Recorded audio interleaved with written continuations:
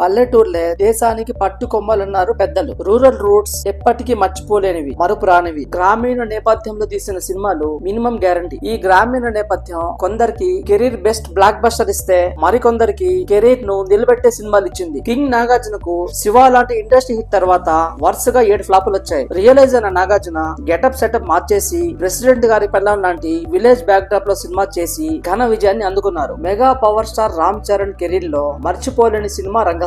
పూర్తి స్థాయి గ్రామీణ నేపథ్యంలో తీసిన ఈ సినిమాలో రామ్ చరణ్ పర్ఫార్మెన్స్ కు ఆడియన్స్ ఫిదా అయ్యారు. అల్లు అర్జున్ గతిని మతిని మార్చేసిన cinema Pushpa the rise. Village backdrop లో స్మగ్లింగ్ అనే ఎలిమెంట్ యాడ్ చేసి ఇంట్రెస్టింగ్ గా తీసిన పుష్ప సినిమాలో బన్నీ బెస్ట్ పర్ఫార్మెన్స్ గాను జాతీయ ఉత్తమ నటుడి అవార్డును అందించారు. ఇక అఖిల్ విషయానికి వస్తే కెరీర్ స్టార్ట్ చేసి 10 ఏళ్లు దాటినా ఒక్కటంటే ఒకటి కూడా సరైన హిట్ లేదు. ఈసారి రూటు మార్చాడు. పల్లెటూరి కథలో మహాభారతాన్ని జోడించి లెనిన్ గా వచ్చాడు. నటనలో పరిపక్వత, అంకిత భావానికి ఫిదా అయ్యారు తెలుగు ఆడియన్స్. అందుకే బ్లాక్ బస్టర్ ఇచ్చి పడేశారు.